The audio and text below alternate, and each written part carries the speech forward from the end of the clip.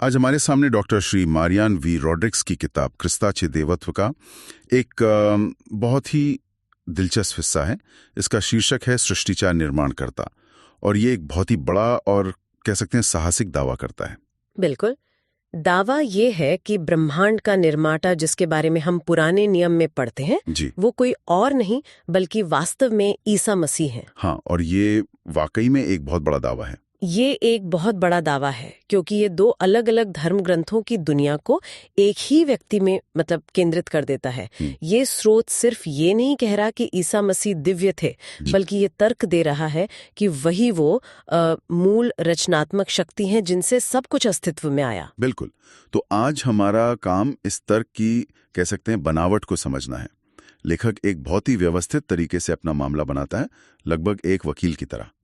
वो पुराने नियम की नींव से शुरू करता है, फिर नए नियम से पहचान स्थापित करता है, और फिर सबूत के तौर पर ईसा मसीह के चमत्कारों को एक बिल्कुल नई रोशनी में पेश करता है। सही है। तो चलिए इस तर्क की भूल भुलैया में उतरते हैं और देखते हैं कि ये हमें कहाँ ले जाता है। शुरुआत करते हैं पहली कड़ी से।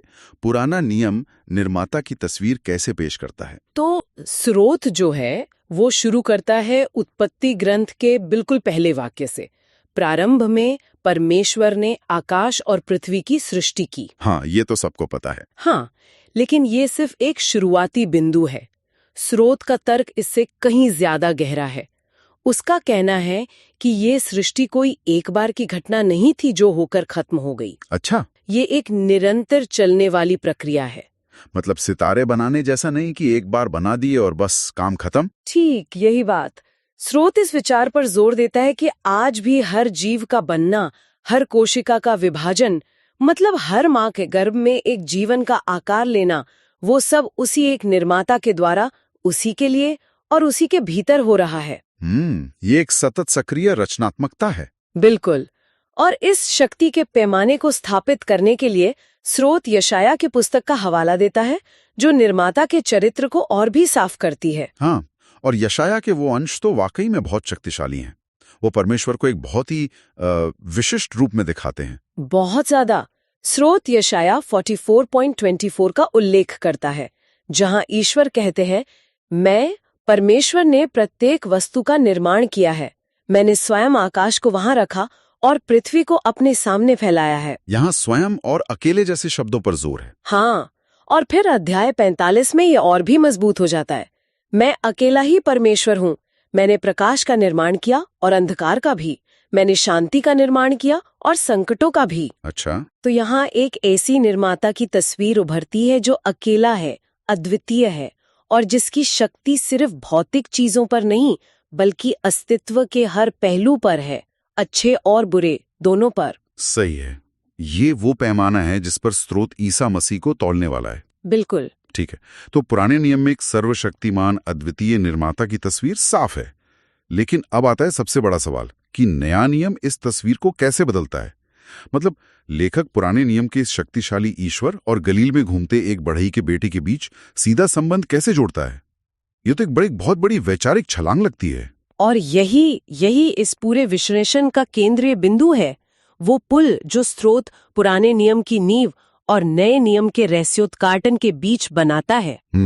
स्रोत सीधे संत यूहान के सुसमाचार पर जाता है। अच्छा, आदि में शब्द था वाली बात। ईमानदारी से कहूं तो ये शब्द वाली जो अवधारणा है ये हमेशा थोड़ी रहस्यमयी और समझने में मुश्किल लगती है। हाँ, ये लगती है। क्या हम इसे थोड़ा सरल भाषा में समझा सकते हैं कि इसका मतलब क्या है और ये इस तरह के लिए इतना महत्वपूर्ण क्यों है? जरूर। देखिए, यूनानी में इसे लोगोस कहा गया है, जिसका मतलब सिर्फ बोला गया शब्द नहीं है। इसका मतलब है दिव्य तर्क, योजना या ईश्वर की रचनात्मक अभिव्यक्ति। अच्छा, ईश्वर की अभिव्यक्ति। हाँ, ये ईश्वर का वो पहलू है जो दुनिया में सक्रिय रूप से काम करता है। तो जब यूहान कहते हैं कि शब्द ईश्वर था, तो वो उसे ईश्वर के बराबर बता रहे हैं। और फिर स्रोत यूहान 1.3 का उदाहरण देता है जो इस तर्क की कील है। वो क्या है? सब कुछ उसी के द्वारा बनाया गया था और उसके बिना कुछ भी नहीं बनाया गया था जो बनाया गया है। तो मतलब शब्द यानी ईसा मसीह सिर्फ एक सहायक नहीं बल्कि सृष्टि के केंद्र में है। दुनिया उनके माध्यम से बनी। और स्रोत यूहान 1.10 का हवाला देकर इस बात पर और जोर देता है, वो संसार में था और संसार उसी के द्वारा बनाया गया था, फिर भी संसार ने उसे नहीं पहचाना। यहाँ एक गहरा विरोधाभास है। मतलब निर्माता अपनी ही रचना में आता है और रचना उसे पहचान नहीं पाती। बिल्कुल, ये उनके मानव रूप में आने से पहले के अस्तित्व और उनकी दिव्य पहचान का एक मजबूत संकेत है। मुझे याद है कि स्रोत में कुलुस्सियों के पत्र का भी जिक्र है। क्या वो इस तर्क में कुछ नया जोड़ता है? हाँ, और वो बहुत महत्वपूर्ण है। स्रोत कुलुस्सियों 1.16 का हवाला देता है, जो कहता है कि स्वर्ग और पृथ्वी पर सब कुछ, दृश्य और अदृश्य, चाहे सिंहासन हो या शक्तियां, सब कुछ मसीह के द्वारा और उसी के लिए बनाया गया था। उसी के लिए? ये एक छोटा सा वाक्यांश है, लेकिन इसका मतलब तो बहुत गहरा लगता है। ये बहुत गहरा है। इसका मतलब है कि सृष्टि का सिर्फ स्रोत ही मसीह नहीं है, बल्कि उसका अंतिम लक्ष्य और उद्देश्य भी वही है। मतलब ये सिर्फ कैसे का जवाब नहीं, बल्कि क्यों का भी जवाब देता है। बिल्कुल, और स्रोत इस बिंदु को पापों की क्षमा के विचार से जोड़ता है। उसका तर्क है कि केवल परमेश्वर ही दो काम कर सकता है, ब्रह्मांड का निर्माण करना और पापों को क्षमा करना। और चूंकि मसीह दोनों काम करते हैं, इसलिए ये उनकी दिव्यता का दोहरा प्रमाण बन जाता है। ठीक है, तो अब तक हमने धर्म ग्रंथों के हवालों को देखा है, जो एक तरह से सैद्धांतिक तर्क है। लेकिन मुझे लगता है कि स्रोत का सबसे दिलचस्प और शायद सबसे अनोखा तर्क अब शुरू होता है। हाँ। वो ईसा मसीह के चमत्कारों को एक बिल्कुल नई नजर से देखता है। सिर्फ शक्ति प्रदर्शन या दया के काम के तौर पर नहीं, बल्कि उनकी निर्माता वाली पहचान के सीधे सबूत के तौर पर। हाँ, ये वाकई सोचने का एक अलग तरीका है। बिल्कुल, यहीं पर ये विश्लेषण कह सकते हैं अकादमिक धर्मशास्त्र से निकलकर जमीनी हकीकत पर आता है। स्रोत ये सवाल पूछता है कि अगर ब्रह्मांड का निर्माता पृथ्वी पर एक इंसान के रूप में चले तो वो क्या करेगा? जवाब है, वो निर्माण करेगा। और स्रोत के अनुसार ईसा मसीह के चमत्कार ठीक यही थे, छोटे पैमाने पर निर्माण के कार्य। चलिए पहले उदाहरण से शुरू करते हैं। 5000 लोगों को भोजन कराना। ज्यादातर लोग इसे रोटियों और मछलियों को गुणा करना या बढ़ाना मानते हैं, लेकिन स्रोत कहता है कि ये शब्द सही नहीं है। हाँ, वो एक बहुत ही सूक्ष्म लेकिन महत्वपूर्ण फर्क बता रहा है। क्या फर्क है? देखिए, गुणा करने का मतलब है कि आपके पास कुछ है और आप उसे ज्यादा बना रहे हैं, लेकिन स्रोत का तर्क है कि वहां जो हुआ वो नया निर्माण था। नया निर्माण? हाँ, जो भोजन पहले अस्तित्व में नहीं था, उसे शून्य से अस्तित्व में लाया गया। इतनी बड़ी भीड़ को खिलाने और फिर टोकरियां भर जाने के लिए जो भी भोजन जरूरी था, वो अचानक प्रकट हो गया। अच्छा, यही वो शक्ति है जिसने शुरुआत में शून्य से ब्रह्मांड बनाया था। स्रोत इस बात पर भी ध्यान दिलाता है कि मसीह ने पहले धन्यवाद दिया और फिर रोटियां तोड़ी। ये एक निर्माता की क्रिया है जो उदारता से अपनी रचना को वितरित करता है। यह दिलचस्प है। अब काना गांव में पानी को दाखरस में बदलने वाले चमत्कार को देखते हैं। ये तो उनका पहला सार्वजनिक चमत्कार था। हाँ, यहाँ रचनात्मक कार्य क्या था? क्या ये सिर्फ कुछ अणुओं को बदलना था? स्रोत के अनुसार यह उससे कहीं ज्यादा था। यहाँ ध्यान देने वाली बात यह है कि मसीह ने पानी को कोई आज्ञा नहीं दी, उन्होंने कोई मंत्र नहीं पढ़ा। उन्होंने बस नौकरों को पत्थर के मटकों में पानी भरने को कहा। पानी का दाखरस में बदलना उनकी इच्छा मात्र से हुआ। उनकी इच्छा ही रचनात्मक शक्ति थी। मतलब ये पदार्थ के मूल स्वभाव पर पूर्ण अधिकार का प्रदर्शन है। बिल्कुल। और भोजन प्रमुख जिसने उसे चखा, उसने कहा कि यह सबसे अच्छा दाखरस है। ठीक। स्रोत इस बात को रेखांकित करता है कि पानी सिर्फ दाखरस में नहीं बदला, बल्कि उत्कृष्ट गुणवत्ता वाले दाखरस में बदला। ये दिखाता है कि निर्माता न केवल बनाता है, बल्कि उत्तम बनाता है। तो ये रसायन विज्ञान नहीं है? नहीं, ये सृजन है।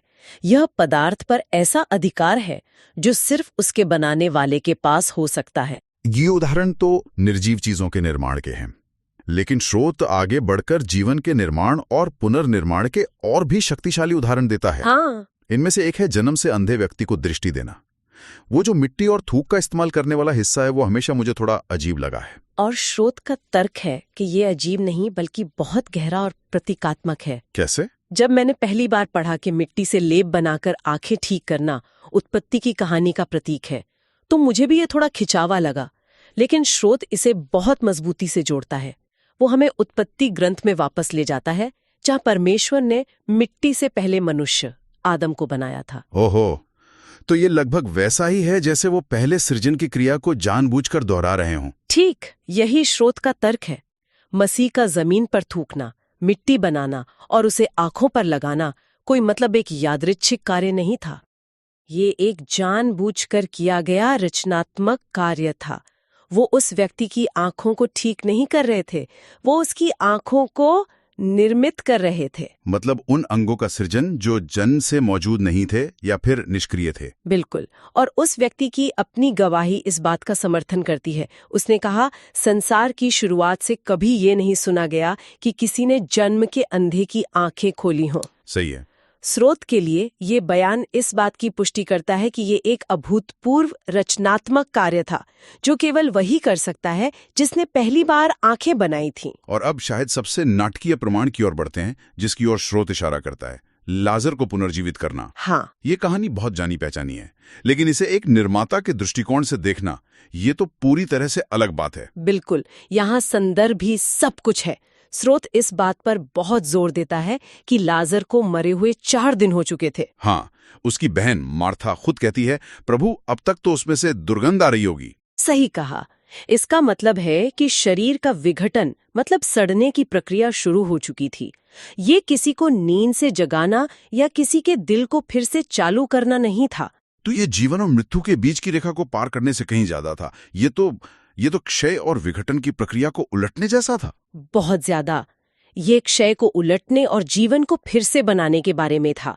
स्रोत इस घटना को उत्पत्ति ग्रंथ 2.7 के समानांतर रखता है, जहां परमेश्वर ने मिट्टी के पुतले में जीवन का श्वास फूका था। हाँ, और आदम एक जीवित प्राणी बन गया। मसीह का कब्र पर आकर पुकारना, लाजर बाहर आ, उस पहले रचनात्मक आदेश की गूंज है। वाह। 4 दिन पुराने सड़ते हुए शरीर में फिर से जीवन फूंक देना। स्रोत का तर्क है कि ये वही शक्ति है जिसने पहली बार मिट्टी से जीवन बनाया था। ये मसीह को केवल जीवन देने वाला नहीं, बल्कि स्वयं जीवन का निर्माता साबित करता है। तो ये सृजन के चक्र को पूरा करता है, मिट्टी से जीवन और क्षय से वापस जीवन, और दोनों के केंद्र में उसी दिव्य शक्ति को रखता है। बहुत ही सुसंगत और सीधी रेखा खींच रही है। हाँ, तर्क की एक स्पष्ट सीढ़ी है। पहला कदम, पुराना नियम एक सर्वशक्तिमान अद्वितीय निर्माता ईश्वर की स्थापना करता है जिसने सब कुछ बनाया है। दूसरा कदम, नया नियम आता है और विभिन्न लेखकों योहान, पौलुस के माध्यम से उस निर्माता की पहचान सीधे तौर पर ईसा मसीह के रूप में करता है। और तीसरा और अंतिम कदम, मसीह के पृथ्वी पर किए गए कार्य यानी उनके चमत्कार इस पहचान की व्यावहारिक पुष्टि बन जाते हैं। मतलब भोजन बनाना, पदार्थ के स्वभाव को बदलना, निष्क्रिय अंगों को बनाना और मरे हुओं को जिलाना। हाँ, स्रोत के अनुसार ये केवल शक्तिशाली कार्य नहीं है, बल्कि निर्माण के कार्य हैं जो उनकी निर्माता की पहचान पर मुहर लगाते हैं। यह एक पूरी की पूरी तार्किक संरचना है। ठीक, ये एक दिलचस्प दृष्टिकोण है। मतलब हर चमत्कार सिर्फ एक जरूरतमंद की मदद करने के लिए नहीं था, बल्कि एक तरह का आत्म प्रकटीकरण था। ठीक, यही स्रोत का निहितार्थ है। इन चमत्कारों का एक गहरा धर्मशास्त्रीय उद्देश्य था, यह प्रकट करना कि वह कौन है। प्रत्येक चमत्कार उनकी पहचान के एक पहलू को उजागर कर रहा था।